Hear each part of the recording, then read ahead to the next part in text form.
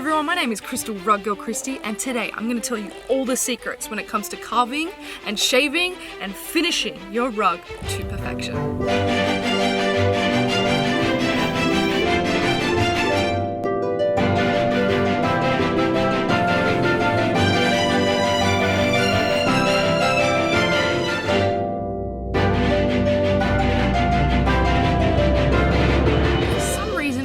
This part of rug making is the most gate-kept, and I hate that. I wish I knew this stuff when I was starting out. So I'm here right now to open that gate to all of you. Let's get into it. I designed this rug with the intent to carve the hell out of it. So here's how it went from this to this. I'm skipping every rug making step here and zooming straight in on the last step, which in my opinion is the most important. So if you want the full rundown, I've got a great video for you that's already up on my channel. It has the ins, the outs, the secrets, the tips, everything that you need to know. I'm also going to link in the description where I got all of my tools from. I am once again here to interrupt this somewhat regularly scheduled YouTube video to inform you of something incredible. And that is All Things Effie. All Things Effie is a small business based in New Zealand, and they have everything you could possibly need. All Things Effie is run by Carolyn, who is super personable and extremely knowledgeable about everything there is to know about this craft, and they're willing to help you with whatever your rug needs are. All Things Effie is generously supporting this video, and they've sent me a box full of goodies that'll help me make my next rug. First up, we have the absolutely stunning and new AK1 tufting gun. I was in dire need of a new tufting gun, and All Things Effie came in clutch. I'm obsessed with the fact that it's clear because my curiosity of the guts of this gun can now be free. It came in this beautifully packaged box with a needle threader, extra parts, and even a note with some troubleshooting tips and tricks. The AK1s have received a little makeover with this new gear housing. This has stopped the yarn from tangling in there, which gets so annoying, and also keeps you safe from all the moving parts. I've also received an abundance of beautiful yarn. We've got rug wool that is 100% New Zealand wool yarn in a few different and beautiful colours. This stuff is such good quality, and we know that because guess what New Zealand is famous for? And then we've also got this, which I'm probably the most excited for, and that is the Cotton Blend Chunky Yarn. Please believe me when I tell you that this is the softest yarn that I have ever touched, and it's so nice and thick. I can't wait to make a couple rugs out of all this stuff, so please stay tuned to my socials to see it all happen. Now, of course, I'm not going to leave you guys hanging, but if you use the code GORUGGIRLGIRL at checkout, you'll receive a whole 10% off everything in your cart, which is insane because All Things Effie has literally everything that you could possibly imagine you'd need when it comes to rug making. And pretty much everything you're about to see in my video, you can purchase from All Things Effie as well. So go and get some supplies and join in on the fun. Huge thanks to Carolyn and All Things Effie. Now back to the video. So here you can see the rug has just been taken off the frame after the glue dried. I haven't shaved or carved it at all while it was on the frame. A lot of people like to do that, but I prefer it being on a table in front of me. Now the first tool I'm using, oh my god, is the CPI flat shearing machine. If you've seen my previous rug video, you'll know that my relationship with this machine is on the rocks. Don't get me wrong, I love it. I love what it does. But it is so scary and so loud and so dangerous, and not just dangerous to me, but to my rugs. This machine helps to get the most even and flat top shave of your rug. It has a huge rotating blade at the bottom, and you can set the plate to determine how much you want to cut off the top of your rug. It'll make all the yarn threads the exact same length. You gotta attach a vacuum to suck up all the microfibers it's about to release, which makes it a very clean process compared to the rest of the rug shaving. Like I said, it's loud as I always put on some loud yet calming music in my headphones, so I don't go deaf or die of anxiety. The reason this machine gives me a panic attack every time I use it is because if one little thread is out of place, or you go too close to the edge of your rug, this will take an actual bite out of your beautiful rug that you have spent hours working on already. This has happened to me not once, not twice, but actually 3 goddamn times. Once was when I first got the machine and I was practicing on this beautiful rug that I have since given up on. It took a whole damn chunk out of it, and it just made me so upset, so I gave up on it, unfortunately. Like, what? Come on. Another time, it was a rug that I was submitting into an art competition. Don't look.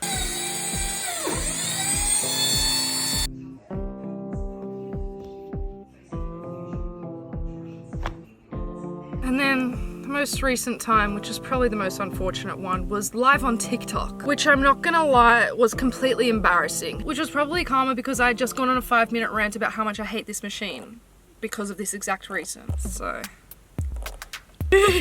So when it comes to me recommending this machine, I'm gonna put it down, it's very heavy. I always say you gotta have a little bit of risk to gain any reward. It is also extremely expensive, like upwards of $900. So would I recommend it?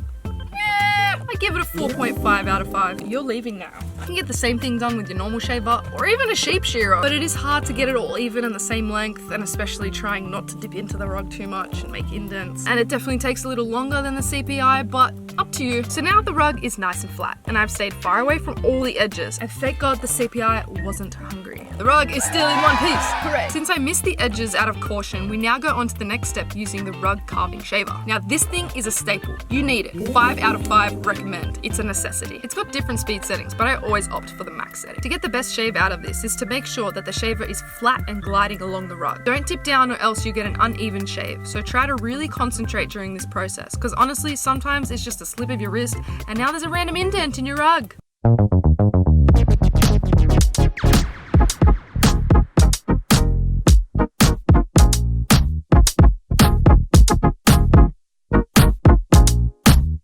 That. Now the rug is completely evenly shaved and we can move on. Allow me to introduce you to the electric rug carving scissors. Just like the CPI shaver, these things are f***ing terrifying. Every time I pick them up, I envision fingerless hands. Horrible. I used to be their biggest fan, honestly, until they did me dirty. The clock struck midnight on my brother's birthday and I was finishing off a rug. I had maybe 1 or 2 minutes left of carving to do and I blinked. Now, the tip of my thumb was holding on by a thread. I didn't want to deter from my brother's birthday celebrations, so I quickly and quietly left the room and tried to reattach my thumb tip. I watched one video of a professional using the rug carving scissors that I have.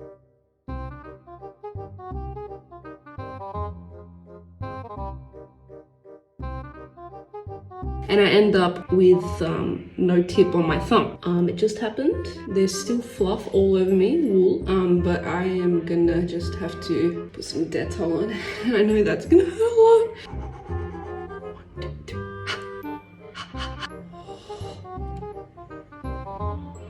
I'm gonna pass out. No, I'm not. I'm gonna pass out. No, I'm not. Dettol in here. And now I'm just gonna dip aroonies. 1, 2, 3. Well, I kind of feel nice though. Is it because it's dead and I can't feel it anymore? What if I end up with like literally no tip of a thumb?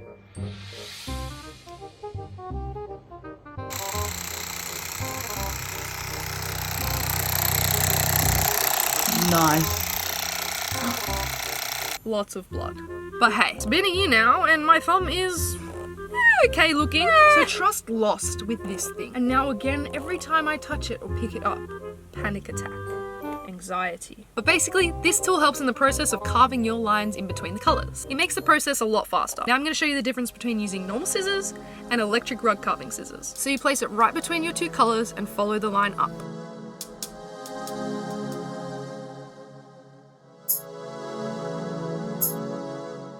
That took like 2 seconds. Now with the scissors, I like to use long and sharp ones with like a thin tip at the edge so you can really get between the threads. And you do the exact same thing. Snip, snip, snip, snip, snip, snip, snip, snip. This obviously takes a lot longer and it hurts your fingers a bit more. Over time from cutting a lot in rug making, notice I'm getting this like weird little lump on my thumb. It's probably a callus, but it doesn't look like this thumb. I don't know how better to show you.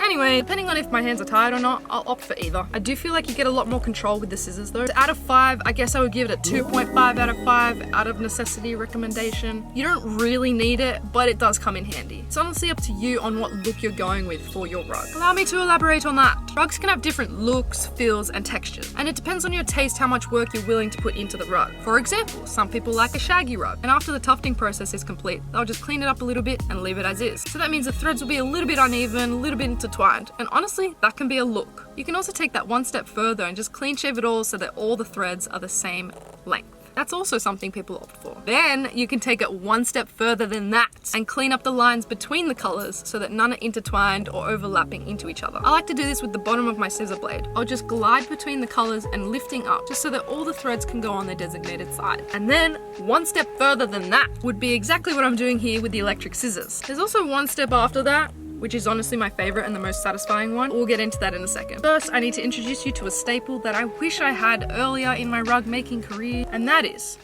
the lint scraper. This thing is literally used for like pets and clothes, but it works perfect to get the tiny fibers out of your rug. Especially if you're shaving black yarn next to white yarn, it gets it out straight away. Look at all that. The fluff is coming off. When I'm doing the smaller details, I'll always opt for the regular scissors and the lint scraper combo. I'll use the lint scraper to push all of the threads of color on top of the color next to it. And then I'll go in with the scissors and cut along that line, and repeat on the other side too. Doing this assures that no matter which way the rug is brushed, the different colors will never intertwine with each other and look nice and neat always. So lint scraper, 4.5 out of 5 necessity. I would highly recommend getting one of these.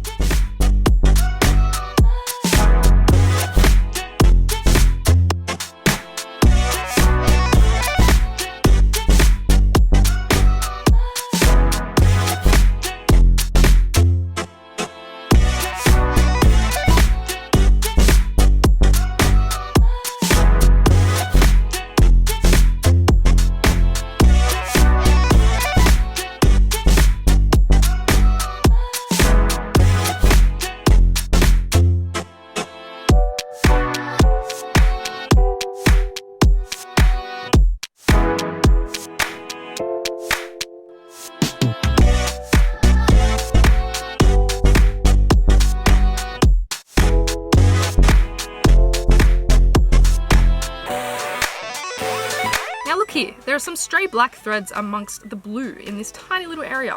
I like to use a pair of tweezers to grab the black threads and pull them back to the rest before I go in with the scissors to make the cuts. Tweezers actually come in handy a lot during the rug making process, even during tufting and prepping your gun. So I'd say 4.5 out of 5 necessity as well. I recommend having some around while you work. And now, my absolute favorite step in the entire rug making process. This is the step that I slightly mentioned before, and that step is bevel carving. This step helps to get that really nice and defined look in a rug, with heaps of texture to make it almost 3D. We're going to be using the same rug carving shaver as before, but now at an angle. Using the same method with the lint scraper, we're going to push the threads of the blue on top of the black, then angle the shaver to be at around 45 degrees in between the colors and shave away the blue. Repeat again by now pushing the black threads over the blue and shaving along the black line of threads. You may have to go over it a few times on each side. Just keep pushing the lines of threads over each other in every direction until it's nice and clean no matter what direction it's been brushed. I try not to go too deep just in case I shave that line like completely bare. Sort of keep it shallow and keep shaving until you sort of like the look and feel of it. This step is really fun because you can really see the rug come together as you go. But it does get a little bit hard with the smaller details. So I'd recommend just using some scissors because you can also get the bevel look using a pair of scissors at a 45-degree angle. Obviously it's going to take a little bit longer and then your thumb might deform just like mine. So, up to you.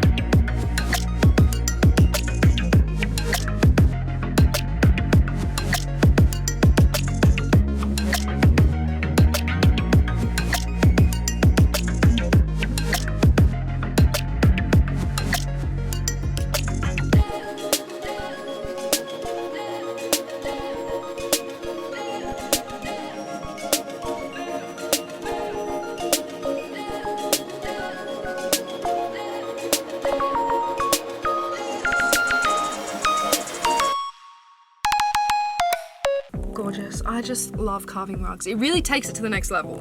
And now the final step of shaving is finishing off the edges. I personally like to cut the backing fabric all off, leaving just enough so that the edges don't fray. A lot of people like to leave about an inch of backing fabric over so they can fold it and glue it down with some hot glue so they can achieve this waterfall edge. I'm going to show you how to do that without having to fold it because I feel like that's just a waste of time and a waste of glue. Glue's expensive. First, we're going to flip the rug up so we're looking at the back. Here you can see all the threads individually. We want to make them all the same height, so our first snips will be along here following the rug's shape.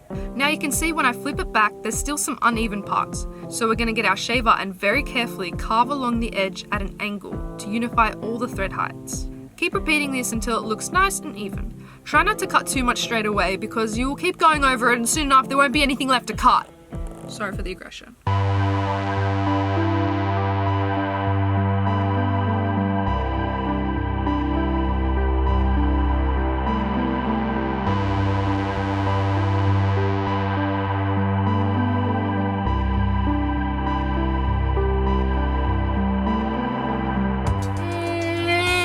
done.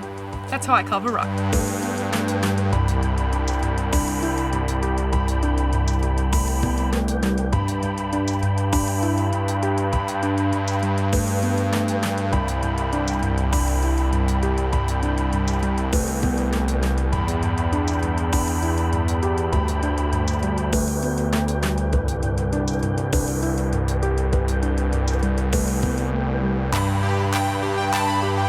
I'm super satisfied with it and it feels so nice to touch, so I hope you like it. I reached out to the rug tufting community and I asked if anybody had any questions about shaving and carving and all the rest and just the whole process of it, and here's just a few that I could answer. Also, if I haven't covered something that you've been curious about, I'd absolutely love to try and answer it, so please leave a comment. This one was less of a question but more of a warning, and honestly, good. I'm glad someone reminded me to say this. They said, can you please warn people to wear masks while carving? Inhaling all of those fibers are gonna put you in the hospital. And let me tell you, I cough a lot in this room. Let me show you what I look like when I'm shaving. Hey!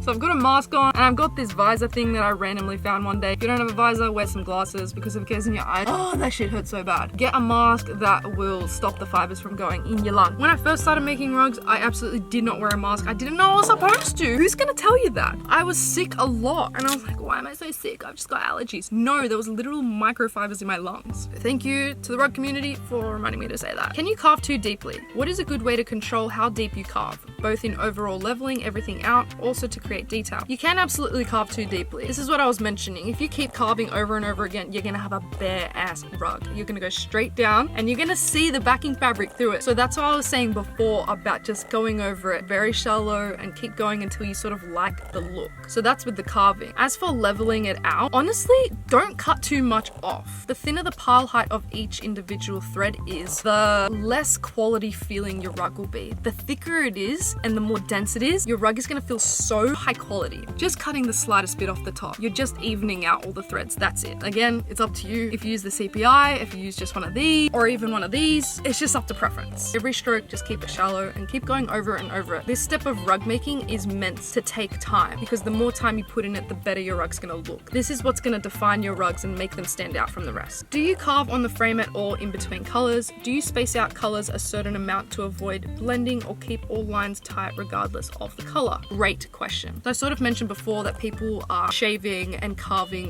while the rug is still on the frame. I don't personally like to do that because my arm gets tired being up all the time. I feel like I have more control when it's right in front of me, spread out on a table. But recently I have actually carved while on the frame and I didn't do it very well, but it actually ended up working in my favor afterwards. So this was my design and I was kind of scared about how I was gonna get the really small details in the eyes. It wasn't exactly a big rug. I think I made it like 60 centimeters tall. I didn't have enough room to get really thin lines in there, but I still wanted to try it. Honestly, it must have been a miracle, but it worked out. So after I had just tufted the outlines of the eyes, I put the gun down and I went to the front of the rug and I started snipping away at the edges of those lines. It ended up looking like this after everything was tufted. You can't even see the lines of the eyes because they're covered by the skin tone threads. Looks scary, but I ended up making it look like this after carving and shaving and doing all that. So I guess in that sense it was good, and I don't think I could have gotten that effect if I hadn't have snipped away at the edges while it was still on the frame. So in some instances, absolutely, I'll have to go in there to get the really small details. But honestly, I think I was just a little bit lucky with that one. Again, up to you. Some people don't like the whole shaving process after, and they'll carve in between colors while they're still tufting. So it's less work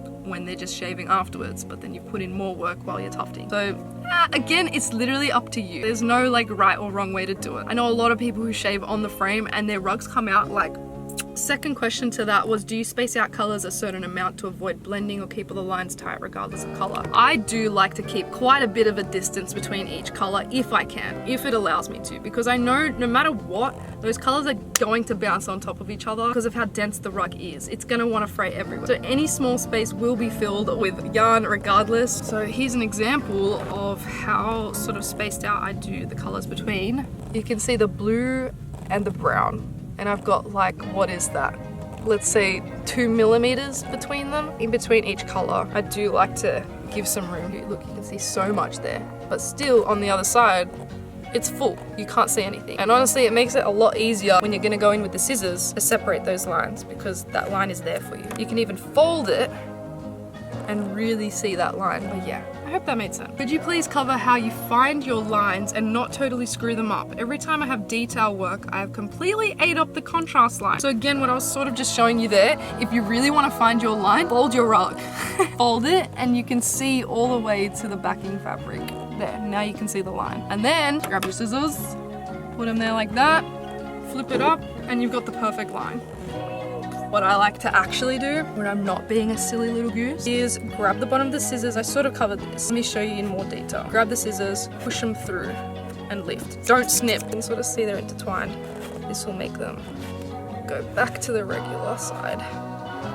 It's kind of hard doing it, not on a table, but you sort of get the gist, right? You just do this action. Some people use like one side of a tweezer or like a little sewing needle or something sort of like sharp but blunt that won't go all the way through the rug. How to create texture. What happens if you make a mini-sized square rugs and make a high cut pile and carve a zigzag, leaving it in a lower pile? Okay, yes, a lot of people have done this and it's really cool. You can make really cool rugs. Here's one I saw and it's like a pond or something and it's like moss and rocks and they're using a mixture of a really long pile height and really short ones and loop pile and they're carving different textures into it. Some person's out here literally carving faces out of like tufting a rug. So honestly, get creative. You can do so many things with this craft. You don't just have to make pop culture keyboard rugs. You know what I'm saying? Like, this is art. That's why it's all up for interpretation and how you do it and your techniques and what you can personally bring to the craft. So try it. That's why I'm saying just try everything, try your techniques, see what you like. A lot of people are doing a lot of blending these days. Lots of people are carving differently. So just see what you can make of this craft because it's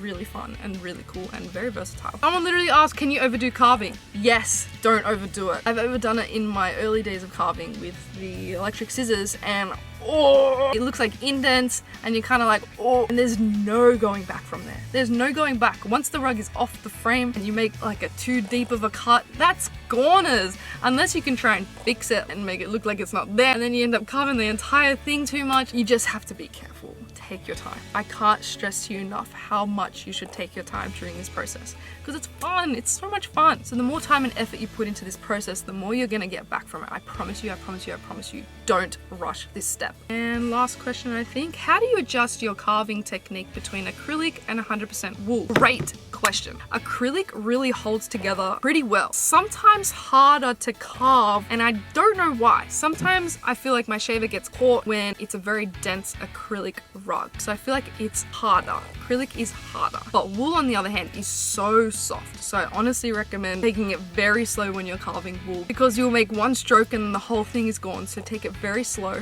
It's a lot softer, a lot less dense, and it frays a lot quicker. So you don't have to do too much to wool, especially if it's a mixed rug. I use wool and acrylic yarn in the same rugs all the time. So I always find that carving the wool is a lot softer and acrylic is a lot harder. Okay, I think that's all the questions. I'm sorry if I didn't answer them correctly. My brain feels very smooth right now. Anyways, I hope you gained some insight from this video, and if you enjoyed, tell a friend, subscribe, like, share, do all the things. Also, make sure you follow me at redbackrugs on Instagram and also Christie on Instagram. I go live almost every single day on TikTok, so if you have an urgent question, you'll probably catch me there. If you would like to order a rug, you can absolutely email me at redbackrugs@gmail.com or DM me on Instagram, the reference picture and the size that you have in mind, and I can get a quote to you straight away. Check out my website, christie.com, click on it. Join the Discord chat if you want to keep up to date with literally everything I'm doing. Yeah, other than that, I love you guys. Thank you for being here, and I'll see you in the next one.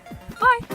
Ding dong, ring a ding ding ding dong, redback rugs. Want your rug in a hurry?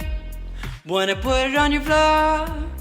And you want it extra fast? Yeah, yeah, yeah, I can do express delivery. Wind the wool while I watch a movie. Watch me live at Christie.